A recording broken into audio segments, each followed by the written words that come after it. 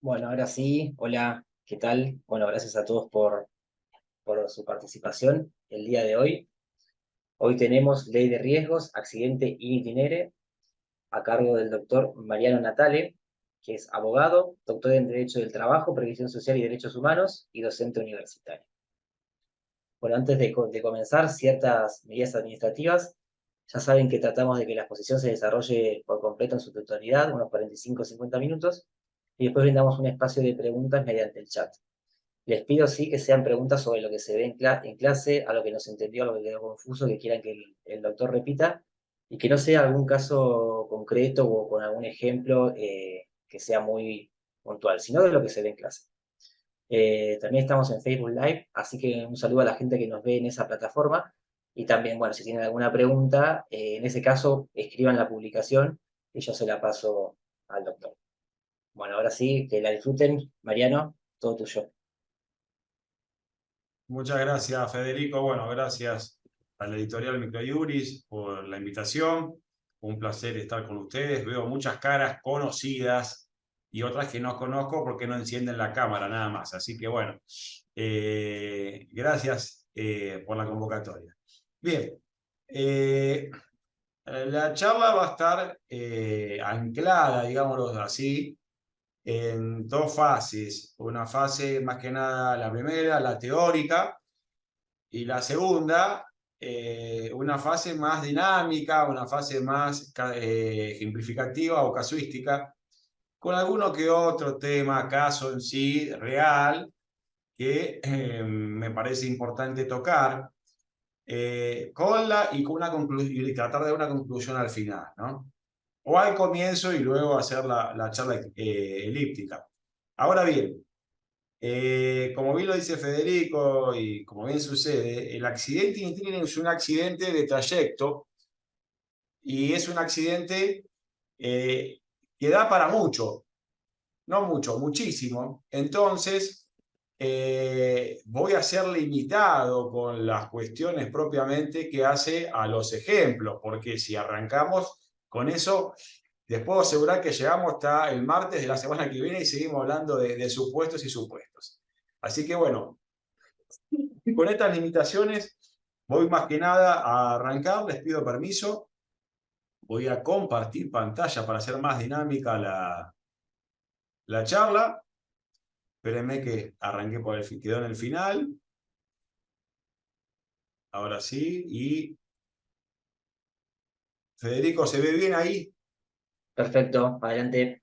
Bueno, esta es una página de Facebook donde subimos sentencias, página interlocutoria sobre el acceso a la justicia del 2J, la compartimos con el doctor Lanté, la doctora Storlasic, así que le dejo la invitación. Este es un curso sobre riesgo del trabajo de la Fundación Sijuso, que tiene aula virtual, así que igual el PowerPoint lo piden a la editorial y se los dejo. Bien, la teoría general del conflicto lo que hace vista, no lo que hace, vista desde el ámbito procesal, la más clásica, nos lleva a entender que las relaciones laborales inician, desarrollan y finalizan, y cuando se finaliza puede ser de manera pacífica o conflictivo, pero que no todo, aún siendo conflictivo, va a ir a los tribunales.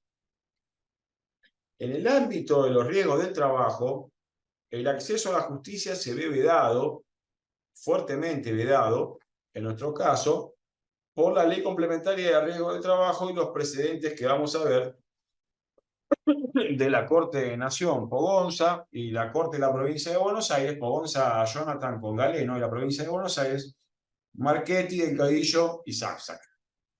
Ahora bien,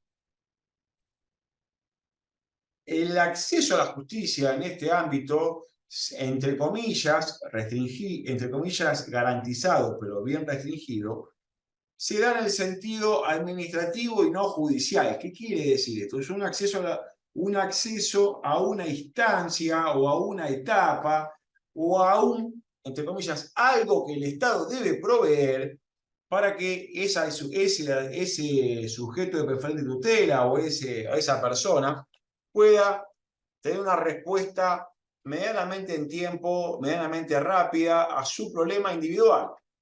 Entonces, si ustedes leen Pogonza Jonathan con Galeno, lo dice claramente y reconoce la restricción del acceso a la justicia. O sea, reconoce que la ley 27348 pone un valladar, pone un límite para acceder a la justicia. Pero dice, pero sin embargo, otorga más respuestas, otorga en tiempo y forma y demás. Más allá de lo que yo opine o deje de opinar, yo les aclaro que lo importante es lo que digan los superiores tribunales de justicia o lo que digan la jurisprudencia, que son al fin y al cabo una fuente del derecho. Más allá de lo que yo pueda decir, y ustedes la mayoría me conocen, y mi visión sobre lo que pienso por el paso por las comisiones médicas, debemos tener en cuenta esto porque exigir o ponernos en un grado de ego tan altanero de que porque yo lo digo es así, y la verdad que me aleja de la realidad. Entonces, para que se entienda, lo importante es los precedentes, porque puede suceder que con el afán de querer dar de justicia real, lleguemos a la corte sin pasar por las comisiones médicas y esté el expediente durmiendo, no durmiendo, pero esté en un plazo de 2 años, 1 año, y si hubiéramos ido a la comisión médica hubiera sido más rápido. Ustedes me dirán, bueno, doctor, pero la única batalla o lucha, entre comillas, que no se gana es la que no se da. Sí, no tengo dudas de eso. No tengo dudas que es así, pero para llegar a eso, ustedes tienen que darle a su cliente, al trabajador, mire, yo considero que el paso por comisiones médicas inconstitucional, ¿usted qué quiere hacer? Porque no va a ser cosa que antepongamos nuestro orgullo académico, nuestro orgullo profesional por sobre los intereses del cliente y lo llevemos a una situación que él no quiere pasar. Entonces, esto tenemos que entenderlo, cómo funciona. Entonces, de manera genérica y siempre de la teoría del conflicto vista del ámbito procesal, que es ese derecho que no surge por sí solo, sino surge del derecho constitucional, y si está íntimamente ligado el derecho procesal con el derecho constitucional, tenemos que no todo va a tribunales y que conflictivamente es un grado inferior, muy inferior, las relaciones laborales que finalizan de manera conflictiva. Pero, ¿qué sucede cuando se presenta el conflicto? Cuando se presenta el conflicto, muchas veces como abogados estamos en un cumpleaños, estamos en un evento social y nos vienen a preguntar, y mira, sos abogado, sí, uno dice, no, yo estoy acá, déjame tranquilo, estoy en una fiesta del cumpleaños de 15 de mi sobrina, no quiero hablar de derecho, como le puede pasar al médico y demás. Y muchas veces nos pasa al revés, que uno nos comenta y uno dice, yo no puedo creer que esta persona no reclame, que esta persona no diga algo. Bueno, puede pasar, porque eso es lo que hace el derecho objetivo y el derecho subjetivo. Entonces, ese conflicto en el ámbito individual del trabajo, en lo que hace los riesgos del trabajo, puede ser dañino para una persona y dañoso si eso se magnifica a nivel social. El derecho del trabajo es un derecho social porque, como todo derecho, está hecho para las personas, para las sociedades, pero un derecho social por el contenido propiamente de nivelación que existe entre uno y otro. Y ahora vamos a ver esto en lo que hace el accidente in itinere. ¿Por qué? Ya les dejo la pregunta como disparador. ¿Por qué tiene que responder un empleador o su seguro, su aseguradora, cuando ese empleador o esa aseguradora no participa en modo alguno del hecho dañoso, del accidente in itinere? ¿Se entiende? La pregunta es que me hacen los alumnos, pero profesor, ¿por qué hay que pagarle a un trabajador que no prestó atención en la calle, que se cayó, me dicen los alumnos, por estúpido se cayó, lo pisó un 60 fuera de línea y demás? Son preguntas, por eso me gusta tanto a mí el grado, porque son preguntas que los alumnos hacen que generalmente los abogados no hacemos. O sea, ya entendemos ciertas cosas del funcionamiento del sistema, pero los alumnos no tienen por qué entenderla. Entonces, y uno dice, bueno, mirá, te tengo que explicar todo el derecho del trabajo para llegar a darte una respuesta. Pero sin embargo, muchos abogados y muchos empleadores se siguen preguntando por qué sucede esto. Lo vamos a ir viendo, ya lo dejo como disparador, pero bueno, fíjense lo que sucede en la teoría del conflicto cuando se altera lo que Llambías decía, el ordenamiento social justo, yo creo que esa es la definición clásica de derecho. Yo creo que debería llamarse el ordenamiento social que tiende a lo justo, porque muchas veces el derecho no es justo. ¿Recuerdan el caso del americano que vino en Ezeiza, se subió a un taxi y se puso a fumar un cigarrillo de marihuana? Bueno, a ese se le aplicó la teoría del desconocimiento del derecho. Y vamos a ver que el derecho no es una entelequia que consideramos que sí, todos lo sabemos, todos lo conocemos, pero no puede ser conocido. De hecho, los riesgos del trabajo, hay 588 normas que modifican la ley 24.557. Ahora lo vamos a ver. Así que bueno, esto, el derecho en sí, cuando no se cumple, se lo afecta al derecho subjetivo, en este caso el derecho de un trabajador. Bueno, y a la vez se altera el esquema de poder y la sociedad. O sea, se vislumbra que las sociedades tienen que respetar ese derecho. Por algo los romanos así lo hicieron. Los romanos, entre comillas, hicieron dos derechos, el ius gentium y el ius civilis. Y el mejor derecho era el de ellos. Y el que no era romano, bueno, tenía el otro derecho, que le daban, pero ¿por qué lo hacían? Porque intentaban utilizar a este sistema de, de ordenamiento social que tiende a la justicia. Y si hay justicia, va a haber paz. Porque el derecho, al fin y al cabo, su finalidad es obtener la paz, obtener la justicia o la paz a través de la justicia. Y cuando lo decía Ortega y Gasset, que el derecho es justo por ser derecho, y yo no comparto esa visión del filósofo, pero sí sabemos, los que somos abogados, en los mandamientos de Couture, que dice que cuando el derecho entra en conflicto con la justicia, deja el derecho y alentar a la justicia. Que esto es lo que tenemos que buscar, porque la justicia tiende a eso, a la seguridad y a la paz. Dentro de la teoría propiamente procesal de la solución de conflictos, encontramos estas tres visiones que no son las únicas, pero son las tres más clásicas: la autotutela, la autocomposición y la jurisdiccional.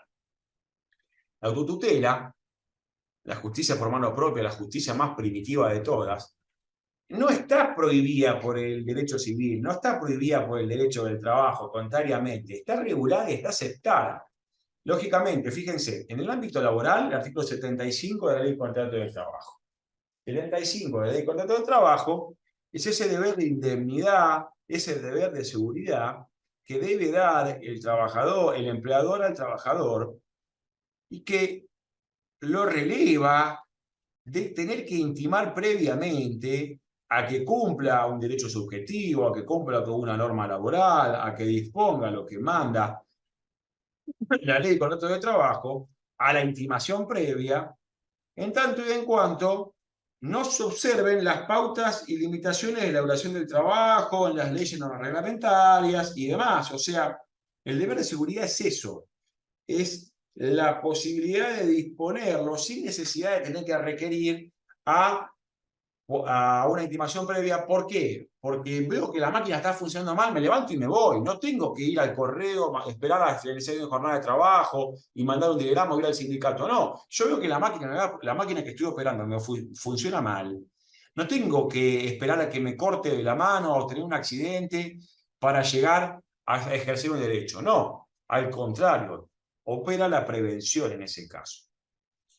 Y en el ámbito civil, encontramos la autotutela en los artículos 2240, el uso de la fuerza sin que ejercer la legítima defensa.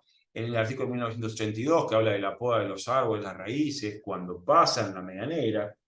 O en el artículo 1975, cuando una persona arbitrariamente interrumpe el curso de las aguas. Entonces, el Código Civil, las leyes laborales, o en el ámbito penal, la legítima defensa, están prescriptos en la autotutela. No es que no existe como tal, está aceptada y está prescripta. Siempre con la limitación de la legítima defensa.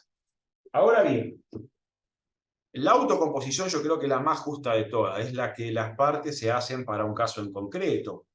Es la que vemos con la conciliación laboral, el acuerdo transicional, donde las partes llevan a un juicio o a o a el ámbito administrativo a llegar a un acuerdo. Y la jurisdiccional, y acá es más amplio, es jurisdiccional y es lo que hace el derecho del trabajo como acceso previo, incorporamos también la administrativa. La administrativa dado por el paso obligatorio por comisiones médicas. En las jurisdiccionales también podemos incorporar el arbitraje. Yo no lo vi nunca, en más de 20 años de profesión. Cuando voy al ciclo me lo proponen, pero nunca lo ejercí, nunca lo vi, pero puede darse también el arbitraje. Bien, hecha esta teoría general del conflicto, vamos de lo particular un poco más a lo general. De lo general, perdón, a lo particular, al revés, me equivoqué. Y los accidentes y las enfermedades del trabajo tienen su marco normativo dado por uno de los principios del derecho.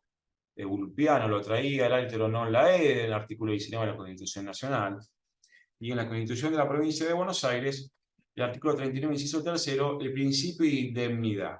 Indemnidad y ajenidad. A indemnidad, el trabajador no debe sufrir daños por un contrato de trabajo, y eso es lo que lo hace que da respuesta a por qué el empleador, a través de su seguro, o mejor dicho, su seguro a través de su empleador, debe responder por el accidente, el accidente de trayecto, de ida de la casa del trabajador, o desde que sale del umbral de la casa, o desde que sale del umbral de la puerta de su departamento, porque hay jurisprudencia que también lo acepta, el accidente in itinere, que dice que el trabajador sale de su unidad funcional, de su departamento, pero no llegó a salir a la calle, sino que se cayó en las escaleras del edificio donde vive, en los espacios comunes. Y ahí estaba yendo al domicilio y estaba destinándose. Entonces, ya empezó el trayecto. Entonces, ya no decimos más, desde que sale el umbral a la calle, a la vereda de su casa, sino de que pasa el umbral de su unidad funcional o de su casa para ya salir a la calle o a un espacio común, y hasta que llega al domicilio, hasta que llega al trabajo o de regreso. Y vamos a ver las excepciones. Estaba el otro día, me pasaron una clase, una diplomatura en la Quintero, y a un amigo, Enrique Guibaudi, Quique, para los amigos, juez laboral, y estaba hablando de juez de laboral de Foro del Trabajo en el Departamento Judicial de Quilmes, y explicaba este tema y traía esta ley, la 9085, que es anterior a la 9688, y la explicaba muy, muy bien. Y Quique va a estar en el curso de la CIJUSO, así que también le dejo la invitación, que lo van a escuchar mejor de él. Es una ley que lo explicaba Ricardo Cornaglia, el maestro Ricardo Cornaglia. Esta ley se publicó el 27 de junio de 1913 y es anterior a la 9688, que sí es la ley de accidentes de trabajo, de enfermedades, del año de 1915. Sucedió en los talleres del Ministerio de Obras Públicas. Fíjense la importancia de los medios de comunicación. En esa época no había medios hegemónicos, pero un trabajador fallece, Salomón Villegas, y muchos trabajan en los talleres del Ministerio de Obras Públicas, y hubo muchos accidentados graves. Entonces, el Estado dicta una ley para el caso en concreto, porque era tanto la reprobación social que tenía y la solicitud de los trabajadores de esa época, de los obreros de esa época, de ser receptados por la seguridad social, el principio de solidaridad y el principio de no poder seguir trabajando. ¿Y qué hace la familia de ese trabajador o ese trabajador si se accidentó, si murió, si perdió un brazo a consecuencia del trabajo? Entonces, esa es la primera ley obrera que hace a los accidentes del trabajo, la 9085. Después vino la 9688, que no incorporaba el accidente in itinere. Y el accidente in itinere, en lo que propiamente sí fue receptado por un plenario de la Cámara Nacional de Apelaciones, pero en lo que hace al avance legislativo fue en 1960 que se incorpora el accidente de trayecto. No estaba legislado. Y el accidente in itinere, que a mí siempre me gusta hacer chistes y demás, y espero que, para cortar un poco esta esta exposición bastante poco académica en sí, porque no soy hincha de Racing, entonces no soy académico. Pero bueno, el accidente in itinere, para que se entienda, y lo es un chiste, no se ofenda a nadie, yo le digo a los alumnos, es el accidente peronista, porque es el que se da de la casa al trabajo y del trabajo a la casa. Entonces, es de ida y vuelta. Entonces, a los que son más jóvenes no van a entender, pero los que son más grandes, así que lo van a entender, el accidente peronista, de la casa al trabajo y del trabajo a la casa. Porque muchas veces se confunden y los alumnos con el accidente propiamente en el hecho o en la ocasión del trabajo. Entonces, para que se entienda, el accidente in itinere es el accidente peronista. Entonces, y a su vez, no debe confundirse el accidente de trayecto in itinere con el accidente in misión. Son dos cosas distintas una de otra. Por ejemplo, el itinere es el que voy de mi casa al trabajo o de regreso, o que voy a otro empleo, o que comuniqué. Lo vamos a ver ahora, según el artículo 6 de la Ley de Riesgo del Trabajo. Pero si yo trabajo en una oficina, supónganse, y mi jefe me dice, Mariano, anda a comprar el diario, y yo salgo y justo había una baldosa en mal estado, la piso y me quiebro el tobillo. Miren qué lindo ejemplo que doy, ¿no? Entonces, ese no es in itinere, ese es sin misión. Yo estoy siguiendo una orden que me da mi empleador y voy a comprar el diario y no se provoca el accidente en el hecho del trabajo, sino en ocasión del trabajo, cumpliendo una directiva que me da mi empleador. Entonces yo, en ese caso, no debo ser denunciado como accidente in itinere, sino como accidente de misión. Bien, la ley 24.028, que en el curso de la Fundación Sijuso, escuchando al maestro Ricardo Cornaglia, si ustedes quieren ser abogados laboralistas, sigan al doctor Ricardo Cornaglia. 62 años de abogacía laboralista, así que lo llamé los otros días, ¿y cómo anda, doctor, para saludarlo? Me dice, lo dejo porque estoy haciendo una demanda de un colectivero. Fíjense las ganas, 82 años, 62 años de abogado laboralista, y estaba haciendo una demanda. El doctor Ricardo Cornaglia explicaba, y ahí entendí por qué existió tan poco tiempo la ley 24.028, que en la Fundación Mediterráneo se proyectaba la ley 24.557 y que se hizo como antecesora a la ley 24.028 del aseguramiento, que por eso duró tan poco tiempo. Yo no entendía, digo, ¿por qué entre el 91 y el 95 tuvimos una ley? Me dijo, doctor, me dice, fue la antesala para llegar a la 24.557, al subsistema de la seguridad social y la prohibición del juicio al empleador. El artículo 39 de esta ley de riesgo del trabajo prohibía el juicio al empleador. Bueno, además leyes 26.773, 27.348, que ya la expliqué, la jurisprudencia y doctrina.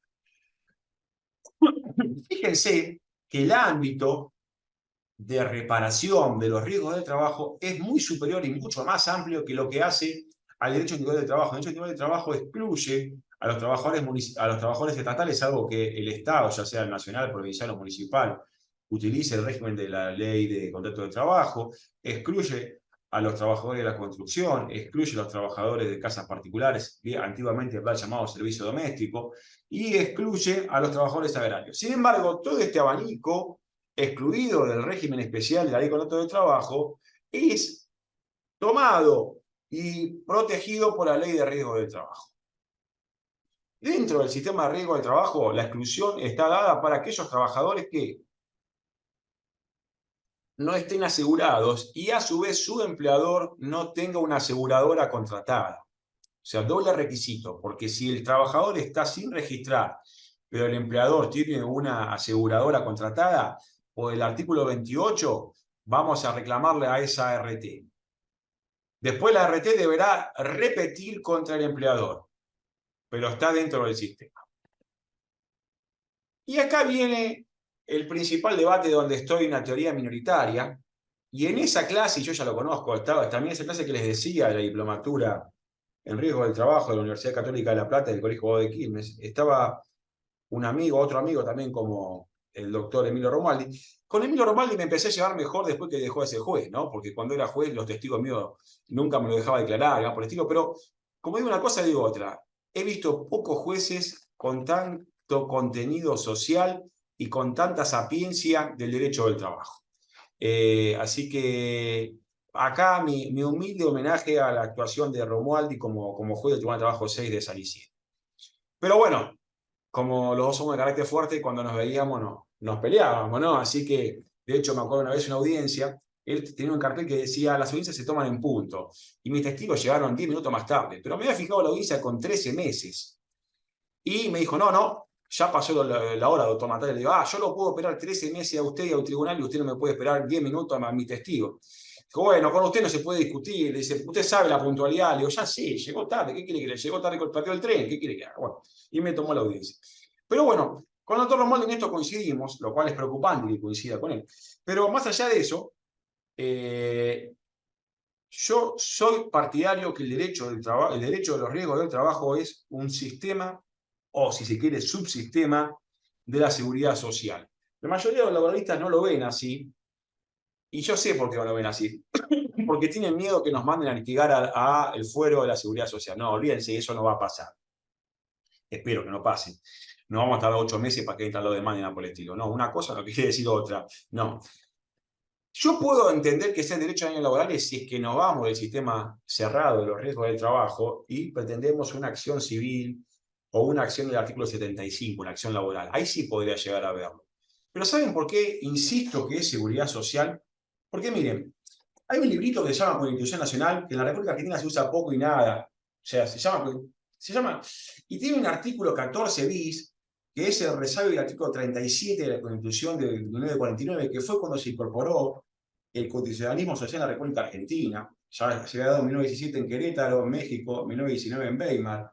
Y en Argentina llegó más tarde, llegó en el 49, pero después en el 55 vino un golpe de Estado y en enero del 57 se vuelve la Constitución de 1853 con la reforma de 1860 para la incorporación a la Confederación de la Provincia de Buenos Aires y se le pone el 14 nuevo, que es un recorte del 37 de la Constitución de 1949 y dice en el tercer párrafo, el Estado otorgará los beneficios de la seguridad social, que tendrá carácter integral y renunciable, en especial un seguro social obligatorio. Bueno, de esto no hay duda, estamos hablando que si la invalidez es una contingencia de la seguridad social, hay, dentro de las tantas contingencias que hay, muerte, vejez, desempleo, hay muchas contingencias, pero la invalidez es una de esas, entonces es seguridad social. No hay duda que... Pero bueno, es un librito de la Constitución Nacional que se usa poco en la Argentina, pero que está claro, no es que quiera que desaparezcan las aseguradoras de riesgo del trabajo, no, al contrario. Al contrario, no quiero que un trabajador cobre su indemnización en bonos y después de 7 años, 8 años de juicio, los bonos que... No quiero eso, no quiero eso. Quiero que las aseguradoras de riesgo del trabajo tengan su lucro, ¿por qué no? Pero que cumplan con su función, con su rol. Miren, estos son los objetivos de la ley de riesgo del trabajo. Prevención, reducción de la siniestralidad, reparación, recalificación y recolocación. O sea, si hace algo de todo esto, ya estoy contento. Pero siempre hago los mismos chistes. Si tendría que calificar al artículo 1 o a la ley de riesgo del trabajo con perspectiva de género, diría que esta ley se autopercibe omnímoda. Todo lo abraza, todo lo puede, se autopercibe que todo lo va a hacer. Previene, reduce, repara, recalifica y recoloca. Un ejemplo, la verdad. Es como creer, pensar que yo soy académico. No, olvídense. La ley no puede hacer todo esto. Lo hace por la mitad. Y el problema de esta ley en sí es que coloca, cuando hablamos de los infortunios, cuando hablamos de la siniestralidad, cuando hablamos de la prevención, como decía Tony Barrera Nicholson, coloca el zorro adentro del gallinero, porque es la aseguradora la que contrata al empleador y es la aseguradora la que tiene que fiscalizar que el empleador cumple con los deberes de prevención, las normativas de seguridad e higiene. Entonces, si a mí yo como empleador viene una aseguradora y me dice, mirá, Mariano, el matafuego está vencido, acá te falta esto, lo otro, y veo que me sale un dineral, y empiezo a elucubrar erróneamente como hacen la mayoría de los empleadores, creer que la prevención es un gasto, y la prevención no es un gasto, al contrario, más caro es reparar, o sea, mejor es prevenir que llorar. Entonces, cambio de aseguradora y listo, y diga, no, me voy de la aseguradora XX a la XYZ, que me cobra un poco más, pero no me molesta. Entonces, este es el problema del sistema infortunístico. No, es esto. Entonces, bien, recuerden, los riesgos del trabajo, las propiamente no cubren accidentes profesionales, sin itinere, enfermedades profesionales listadas, hoy no vamos a ver lo que nos llegamos, pero no cubre reparaciones por otras vías legales e enfermedades no listadas que no sean incorporados por la vía que marca la última parte del artículo 6 de la Ley de Riesgo del Trabajo, a que sean cambiarle el linaje de no listada a listada para tener una reparación en sí. Bien. Reiteren, este librito se usa poco, 14 bis, se llama Constitución Nacional, se los presento por si no lo conocen. En la Argentina no se usa esto. Pero bueno, miren esto. Cuando le decía del americano que le aplicaron la ignorancia del derecho, bueno, yo creo que a todos los abogados laboralistas y que infortunísticos no deben aplicar la ignorancia del derecho, discúlpenme. Ustedes ponen, la hice esta placa la semana pasada y era 586, ahora son 588, o sea, camina más que la inflación. Entonces, si una ley tiene 588 normas que la modifican o complementan, es porque esa ley está mal hecha. Esto es claro. ¿Y cómo puede decirse que los abogados, los jueces conocen esto? No, no lo conoce nadie. Cuando yo veo la comisión médica, digo, a ver, ¿con qué me salen ahora? Entonces me dice una médica el otro día, no, doctor, porque la cicatriz del señor, mi cliente, no está en la frente, ni en la nariz, ni en el pómulo. Está acá en la pera, en el mentón. Entonces eso no lo cubre el baremo. Yo le decía, ay, no lo puedo creer. No, y me agarraba el baremo y me lo mostraba. Mire, ve, acá está así, conozco el baremo. Gracias, bueno, doctora, gracias. O sea, todas estas cosas que son diabólicas, difíciles de entender. Bien. Principales normas, ya lo vimos, son un decir de principales normas, pues son 588. Principales fallos, Gorosito, Aquino.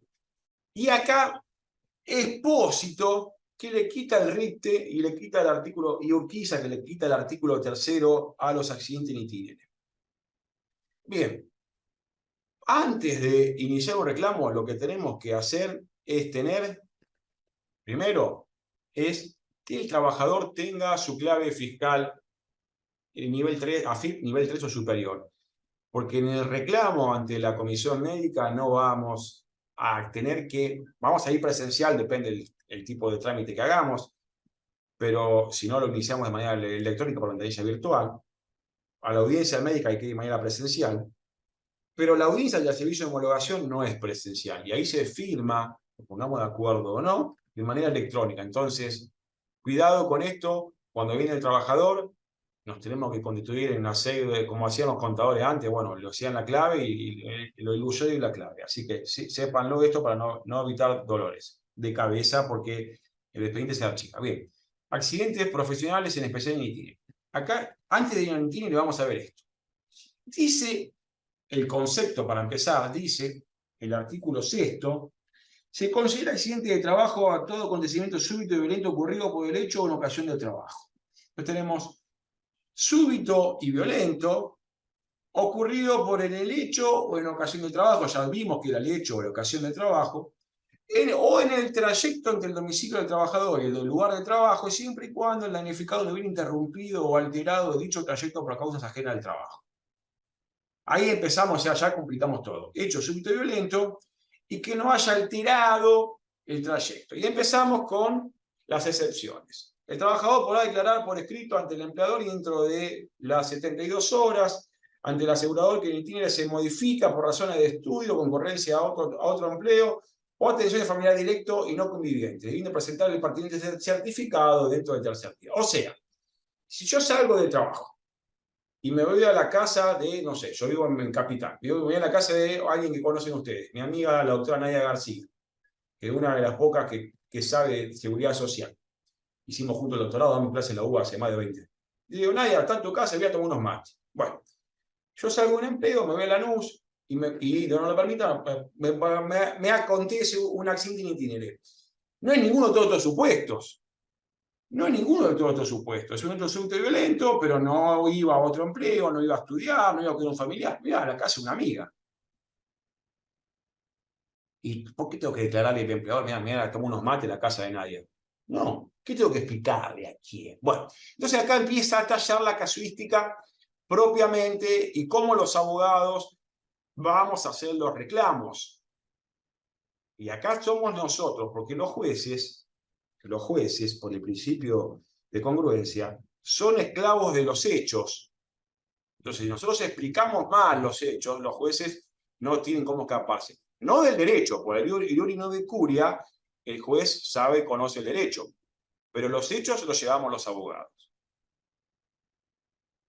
Antes de pasar al itinere, corresponde hacerse esta pregunta. Si dijimos antes que se considera accidente de trabajo a todo acontecimiento súbito y violento ocurrido en el hecho de ocasión del trabajo. Entonces, la pérdida de gas, intoxicación por monóxido de carbono, ¿es accidente? ¿Es enfermedad? ¿No hay ninguna de las dos? ¿Y qué hacemos? Porque tiene que ser un hecho súbito y violento. Y una intoxicación de un trabajador o una trabajadora por monóxido de carbono no es súbito ni violento, es progresivo. Y tampoco es enfermedad. Entonces, fíjense cómo podemos poner en crisis el concepto propiamente que trae el artículo 6º.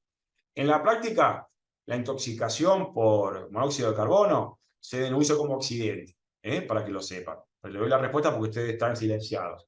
Pero fíjense cómo entra en crisis. Antes de pasar al itinere propiamente, tenemos que saber algo muy central y muy básico: los domicilios de las personas. El itinere, la jurisprudencia no toma propiamente el concepto objetivo del lugar de residencia, 73 a 78 del Código Civil y Comercial. Toma el hecho subjetivo, la intención de permanecer en dicha residencia. Entonces, si a mí me ocurre el accidente, que salgo del trabajo, me voy hasta la casa de la doctora Nadia García en Lanús, y después volviendo fuera del horario o antes del horario, o violentando el trayecto sin haber comunicado al empleador, sufro un accidente, no dejo de tener la intención de regresar a mi domicilio, la intención de permanecer en mi residencia, por más que haya modificado el trayecto. Para que se entienda, le voy a dar otro ejemplo bastante coloquial, que un amigo mío de toda la vida, del secundario, Pablito, el muchacho, bueno, casado con una mujer, y le tolera todo Pablito hace de todas, ¿no? Entonces yo le pregunto, ¿en qué iglesia aprendiste, Pablito? Porque el domingo va a la iglesia a rezar, pero la semana una maquinita de una atrás de otra semana. Iba a decir cagada, pero no corresponde. Entonces, la mujer me dijo un día, yo lo estaba esperando a Pablo en la casa, llegué y estaba sola la mujer, y me dice, mira, Mariano, yo sé que tu amigo hace una atrás de otra. Y yo, no, ¿cómo vas a decir eso, Pablito? Pero basta que Pablito vuelva a la noche a casa y duerma conmigo, no hay ningún problema, me decía. Entonces, este es el concepto de subjetividad. Basta que el trabajador tenga la intención de regresar a su domicilio, que eso es lo que entiende la jurisprudencia, ¿no? El de Pablito. Bien, y acá está la excepción, que era durante el aislamiento, que por suerte ya no estamos, era donde te encuentres. En el aislamiento era esto. Bien. Precedente del Tribunal de Trabajo 5 de Quilmes, Benítez, Mauro, Rodrigo contra la Federación Patronal. Lo vamos a ver ahora, voy a acelerar un poquito porque se me va el tiempo. El doctor Guibaudi dice que los principales motivos de accidentes sin itinere son accidentes viales, accidentes provocados por caídas que producen lesiones, y hechos delictivos como robo o violaciones, por ejemplo, u otros hurtos o lo que fuera. Esto es lo que puede darse in itinere. Generalmente, en itinere, sí, la comisión médica aplica el protocolo que da para determinar el daño psicológico, que está prescrito por la resolución 3/21 de la Superintendencia de Riesgo del Trabajo. Bien, ¿cuáles son los requisitos en itinere? Dice el artículo 6º. Recorrido habitual del domicilio del trabajador y del domicilio del empleador, o viceversa. Recuerden el hecho peronista, de la casa al trabajo y del trabajo a la casa. Es decir, del trabajo a la casa y del trabajo de la casa al trabajo y del trabajo a la casa. El horario y el lugar. Bueno, a ver, usted trabaja en Belgrano, usted vive en Belgrano, trabaja en Palermo y sale a las 6 de la tarde, el accidente fue a las 9 de la noche, y pues, me quedan las 3 horas, ¿qué hace? ¿Qué va? ¿Marcha atrás? ¿A su casa? ¿Qué pasó? Bueno, tiene que fundamentarlo y explicarlo. Y acá empieza a tallar nuestra expertise como abogado. ¿Por qué? ¿Qué le pasó? No, salí a las 9, no salí a las 6, salí a las 8:30 porque me hice horas extras, y fue a las 9. Tuve que alterar el trayecto porque justo el subte me agarró un paro y me fui a tomar el 152, el 152 había una fila de que daba la vuelta a la manzana. Entonces, hasta que pude subir, de pasar a los 9 colectivos, no me podía subir. Entonces, tengo que explicarlo y fundamentarlo. Y no haber interrumpido o cambiado ese trayecto en beneficio propio, que me fui a tomar los mates a la casa de mi O Pablito, que se va a la casa, pasa por otro lado y después vuelve a la casa a dormir. Entonces, esta cosa, ¿no? Esa vía hay que fundamentarla. Fíjense acá, yo les traje estas imágenes. Fue real esta atleta que interrumpió su carrera porque le afectó en la carrera el periodo menstrual. Entonces, pueden suceder porque la vida de las personas está llena de situaciones que uno puede contemplar, pero no pueden saber cuándo va a ocurrir. Esto es claro. Entonces, esto puede suceder, pero se interrumpe, o sea, con la concurrencia a otro empleo, el pluriempleo y demás. Les aclaro algo, cuando se da el accidente en el pluriempleo, la ART que debe responder es la que me espera a mí en el trabajo. No es la que yo salgo, sino la que a mí me espera. Pero ustedes demandan a las dos, y que entre ellos, y después le piden disculpas en todo caso. Decreto 472. ¿Por qué le digo esto? Porque en el pluriempleo se comete el error de denunciar solamente para el ingreso base, la valoración del ingreso base mensual, el viejo IBM, se denuncia solamente el salario, la remuneración del trabajo donde estaba el destino. Y está mal, porque afecta a las dos. El ingreso del trabajador se afecta a todo porque no puede trabajar, por más que haya sido en el trabajo B, que estaba yendo al trabajo, al empleador B, tengo que denunciar también que trabajaba en A y que ganaba tanto en A, y todo eso conformo un nuevo valor de ingreso base. Lo que importa acá, para dar respuesta a la pregunta de por qué debe indemnizarse el trayecto, porque lo que da ese principio de indemnidad, el aseguramiento. El empleador no tiene responsabilidad, pero el trabajador tiene el principio de indemnidad y ajenidad del riesgo empresario, dado por el artículo 39 de la inciso 3 de la Constitución Provincial y el artículo 19 de la Constitución Nacional. El altero non laeder. Entonces, si yo tengo que salir indemne, sin daño de mi empleo, de mi trabajo, también debo incluir el trayecto, el in itinere. Uno de los principales motivos de la asegurada de riesgo del trabajo, para ya ir concluyendo, está dado por el rechazo de las ART. El decreto 7, ustedes siempre vean el decreto 717 modificado por el decreto 1475, que me habla de cómo debe configurarse ese rechazo, el periodo de 10 días o la prórroga de 10 días, y dentro de los 20 días la ART debe expedirse, porque si no se expide y siempre se ha hecho en itinere, entonces el silencio de la ART opera en su contra en la presunción libre de iure. Generalmente está dado por esto, el desvío del camino o el dolo del empleado, lo cual es casi un imposible de acreditar. Ahora sí, vamos a ver dos casos. Uno del último trabajo que le decía, Benítez Rodrigo, Confederación Patronal, y luego vamos a ver un caso de la Corte. Miren, este caso, último trabajo 5 de Quilmes, y se lo voy a contar tipo cuentito, se lo voy a explicar. Tuvo una resolución con disidencias. El primer voto hizo la doctora Zacarías, y después hizo el segundo voto de Stolazig, y el tercer voto hizo el doctor Guibaudi, que diera el voto de Stolazig.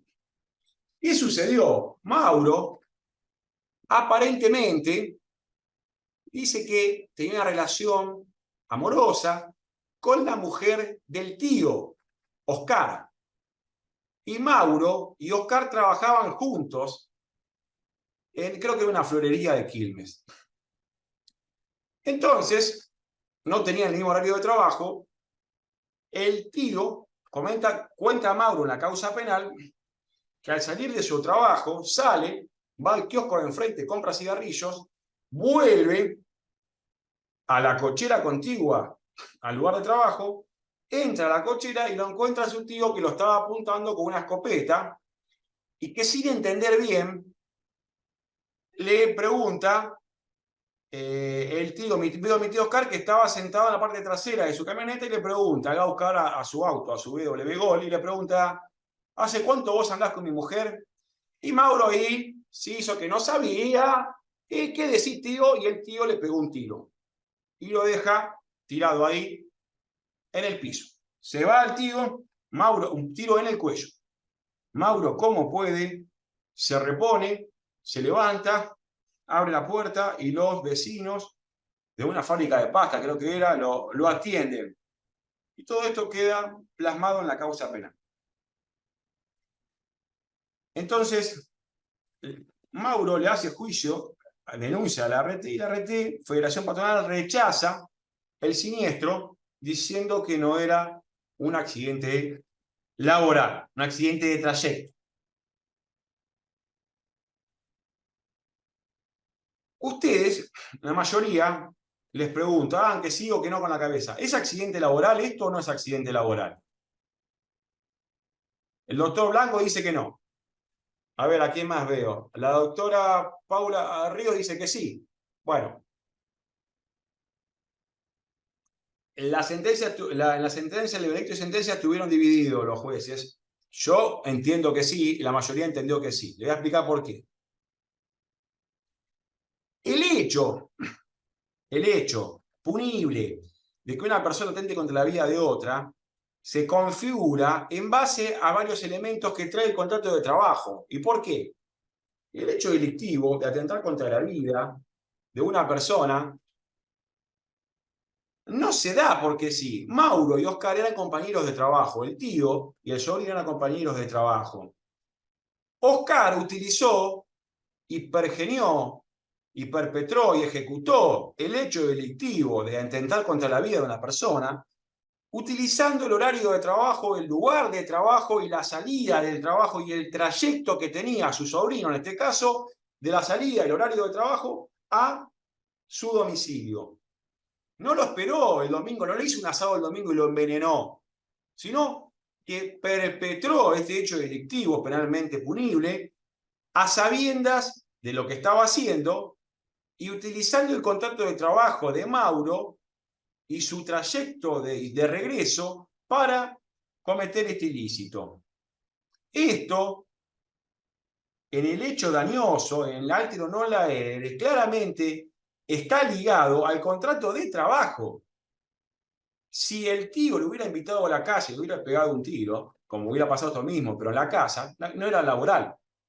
Pero el tío utilizó ese contrato de trabajo, ese horario, ese lugar de trabajo, ese trayecto, para ejecutar este hecho delictivo. Entonces no hay duda que debe regresar sano a su casa, más allá de que Mauro supuestamente andaba con la mujer del tío o lo que fuere, ¿no? Así que, para que se entienda, esto es central, la utilización y la responsabilidad laboral de dejar a un trabajador indemne, por más que ande con la mujer del tío, ¿no? Entonces esto es central. Y fíjense algo más triste, ya para finalizar, más triste, que nos atañe a los argentinos, este precedente. Sebrinsky, Ana María contra Siderca, tramitó en el Tribunal de Trabajo de Zárate. Sebrinsky, la causa está desde la Suprema Corte. ¿Qué sucedió? En junio de 1977, el marido de Sebrinsky, de regreso del trabajo a su casa, es tomado por fuerzas armadas ilícitas y desaparece. El marido de Sebrinsky desaparece, una persona desaparecida, en junio de 1977, y en la ley de prescriptibilidad de las personas desaparecidas se decreta el presunto fallecimiento, la ausencia o con fallecimiento de la persona, y no era la 24.557, sino la 2688. Siderca invoca la prescripción para no responder por el accidente in itinere. Y la Suprema Corte entiende que no es así, que no hay prescripción, porque la prescripción primero el hecho es imprescriptible y en su caso puede llegar a contarse a partir de la declaración judicial de la presunción de fallecimiento, pero que sin embargo tampoco es así, porque la ley de desaparición de personas, los delitos de lesa humanidad son imprescriptibles. Entonces, fíjense cómo también en el trayecto, por un hecho que a los argentinos nos afecta y tanto, tanto que ha pasado el terrorismo de Estado en la República Argentina. Entonces, fíjense este precedente que no fue sancionado, no fue el precedente con la ley 24.557, pero fue ocurrido con la ley 1688. Entonces, fíjense cómo el trayecto en sí afecta a la indemnidad del trabajador. Expósito, bueno, ya se los dije antes, y bueno, para ir concluyendo, los que le decía al principio, los errores comunes que veo es plantear la acción civil, la responsabilidad del empleador en el accidente in itinere, y eso no es así. El accidente in itinere no es así.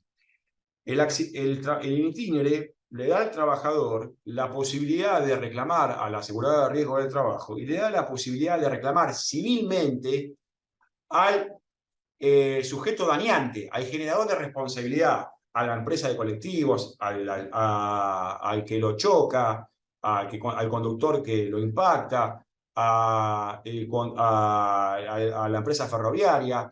Ahí sí, en ese caso, fíjese que muchas veces, por más que me pese, cuando hacemos este tipo de reclamación, nos preguntan las aseguradoras y las compañías si tiene ART o no tiene ART para descontar lo que le pague el ART o lo que haya cobrado por la vía civil. Entonces, fíjense por qué supuestamente se deja fuera el 20%. O sea, pero tengo más acciones que no tengo en el accidente propiamente, en el hecho del trabajo. Bien.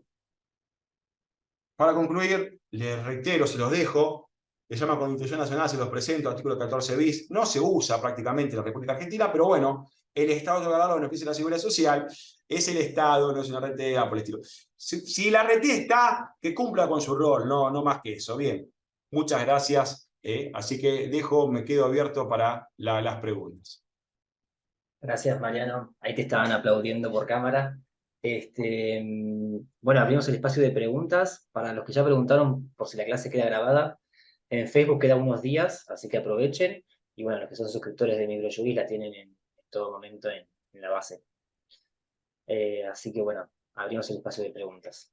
Bueno, un saludo a todos. Le agradezco al colega de Chilecito en La Rioja. Ellos tienen instancia única con juzgado unipersonal. O sea, en mi visión, discúlpenme, más inconstitucional que eso no puede haber, ¿no? Yo sé que Paul Torre, la Corte Interamericana, dijo que no, que el 8.2 de apartado H del Pacto de San José de Costa Rica solamente ahora se aplica al fuero judicial, al fuero penal. Pero es esperable y es deseable una doble instancia de revisión, aunque sea ordinaria o vertical u horizontal, pero que tengan algo, ¿no? Pero bueno, un saludo al colega de La Rioja y gracias por estar presente hoy. Sí, la verdad que esto del Zoom nos permite ser federales, hay gente de todos lados.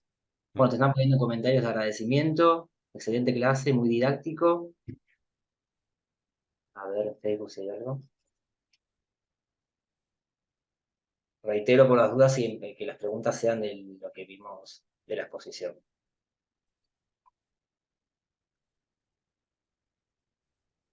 Bueno, en Facebook te manda saludos Leandro Muñoz, gran colega, te dice. Gracias, Leandro. Un saludo a Leandro, gracias por estar presente.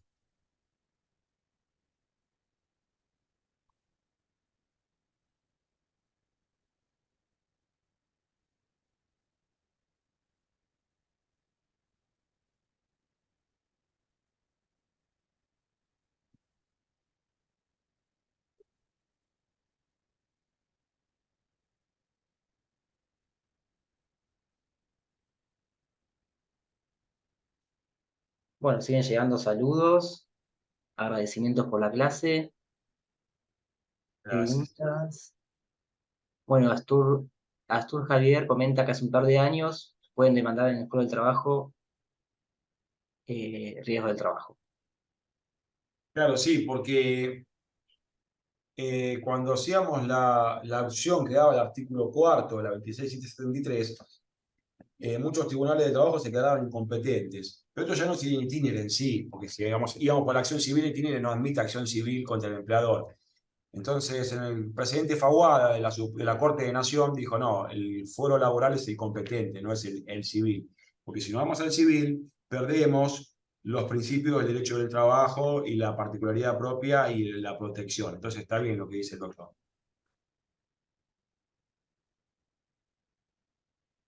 Bien.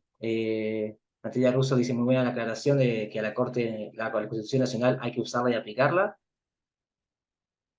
A ver, acá hay una pregunta de María Belén Zárate. Dice, luego de reclamar por el sistema, ¿se puede reclamar daño físico a la compañía de seguros en una acción de daños y perjuicios? Sí, si el accidente sin itinere, sí, se puede reclamar. Lo que debemos hacer es obrar de buena fe. Cuando, no ir a decirle, mirá que ya cobró, sino decirle, cuando la aseguradora nos pregunte si cobró o no, tenemos que decir que sí, que percibió. Más que nada por el clearing de ellos y más que nada por algo que algunos jueces muy aferrados al sistema de aseguramiento pueden llegar a darse, que no, una persona no puede haber un requerimiento sin causa, no puedo cobrar dos indemnizaciones por el mismo hecho. Entonces, tiene que ser una complementaria de la otra. En principio, esa sería la teoría. Yo no soy muy partidario de esto, claro. Yo creo que nadie está obligado a declarar en su contra, pero lo cierto es que tenemos que orar de buena fe. Y esto, como abogados, los debemos saber. Salvo que, como me pasó a mí la vez pasada, estaba en el trabajo número 3 de San Martín, y la abogada de provincia RT me dice, doctor, su cliente ya cobró y tiene otra incapacidad, y yo no lo sabía. Salí, le hablé, me dice, sí, pero era un juicio viejo, entonces la incapacidad no era el mismo siniestro, ¿no? Pero había tenido un juicio anterior y tuvimos que suspender la audiencia y bueno, y lo tuve que levantar peso a mi cliente. Pero bueno, eso me disminuyó la capacidad, la total obrera. Entonces, yo no lo sabía. Entonces, el juez en su momento me dijo, no, quédate tranquilo, te conozco. Bueno, pero no es que te conozco. Le digo, no, no me puedo entrar en este momento, ¿no? Pero bueno, eso nos puede pasar a los abogados. Si nos sucede eso, debemos orar de buena fe y decirle al cliente, mirá, no es un chiste, es un juicio, está mi responsabilidad profesional de por medio, tenés que informarme de todo. Si ya cobraste, me tenés que informar. Después veo que me cago, que no hago. Pero sí. Martín Blanco pregunta, ¿el umbral del domicilio es límite sí o sí o hay alguna excepción dentro del domicilio? No, dentro del domicilio no va a ser cubierto. O sea, el caso típico era si yo me estoy bañando para ir a trabajar y me caigo dentro de la bañadera. Si eso no, y no es accidente. Está bien, me puedo bañar o no, ¿no? Mi hermano diría eso por ser limpio te pasa, no. Ese es el caso típico. Me estoy bañando, preparándome para ir a trabajar y me accidento adentro de mi casa. Y no porque no salí de mi casa. El accidente que es de carácter laboral, que se da dentro del domicilio, es con el teletrabajador. Ese sí, del horario de trabajo, ese sí puede darse. Pero en itinere no es en ocasión, es en el hecho del trabajo. En ocasión, ¿no? Porque nadie va a pagar por el caso que di de que se estaba bañando.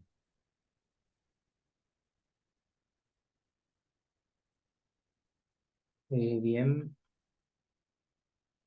A ver, hay una pregunta si conoce jurisprudencia respecto a una lesión provocada por un perro a un trabajador cuando vuelve del trabajo. Bueno, en el derecho respecto de los animales atrasa bastante el derecho. Es un poco como la medicina legal que atrasa, que todavía tenemos oligofrenia, neurofrenia, no existe más. Hasta donde yo sé, los animales son considerados semovientes y cosas que son partes del comercio. Entonces, el dueño de esa cosa es el guardián y debe responder por lo que provoca, entre comillas, el sujeto generador de responsabilidad, o sea, el perro.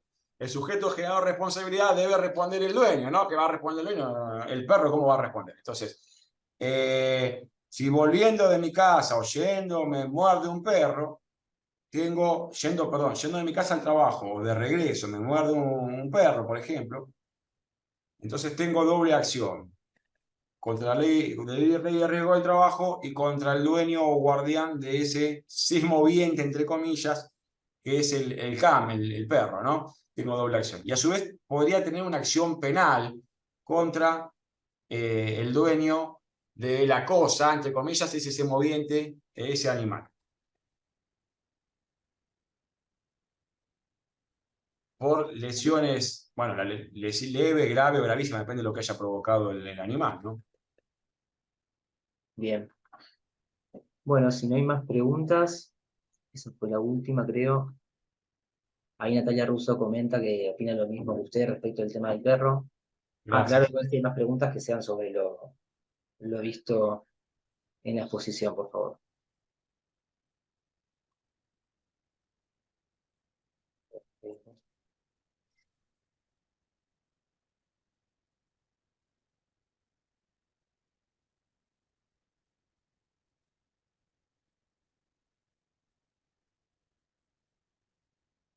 Bueno, damos por cerrado, si no hay más preguntas. Eh, bueno, Mariano, te agradezco un montón la exposición, haber respondido las preguntas, como ves, y como te dijeron, han quedado todos muy contentos. Pidieron otra clase sobre comisiones, sobre comisión, a ver cómo es, procedimiento ante las comisiones hasta la interposición de la demanda, así que para anotar. Bueno, gracias. Sí, en realidad yo les agradezco, pero no, o sea, me hacen hablar de lo que no me gusta. Claro. Por No, eso, bueno, lo que usted quiera entonces. no, para eso tiene el doctor Eduardo Lantela, o la Analía García, que son para mí, en mi visión, los mejores expositores sobre este tema. Sobre este tema voy a hacer un corporativismo. Con el mayor de los respetos sobre comisiones médicas, escuchen a los abogados que hablen de esto, abogados y docentes, no a los jueces, porque los jueces no fueron las comisiones médicas. Entonces ellos no, ellos creen que las comisiones médicas se resuelve todo dentro de 60 días, que el trabajador recibe el suyo, que el día 61 ya el trabajador y el abogado cobraron, y no pasa casi nunca todo eso. Entonces, y con el mayor de los respetos lo digo porque cada cual, o sea, yo no sé dictar una sentencia, yo soy abogado y sé hacer demanda y contestación de demandas, pero la realidad es que yo voy a las comisiones médicas y voy caminando por la vereda y llego a la calle y siempre digo el mismo chiste. Si me cruzo de vereda, no entro a la comisión, voy caminando por la vereda, me cruzo de vereda para entrar a la comisión médica. Así que, pero bueno, si quieren, sí, podemos enganchar las comisiones médicas, pero recomiendo a Analía García, a la doctora Analía García o a Eduardo Lantera. Así que a ellos lo Bien, recomiendo bien, fuertemente. bien. Bueno, en tal caso nos pasas el contacto y como quieras Sí, por vos. Me están supuesto. invitando a vos, pero bueno, si pasas otro contacto no hay problema. Bueno, damos por finalizado entonces. Gracias, doctor, y gracias a todos por haber participado. Será hasta la próxima. Chao, chao.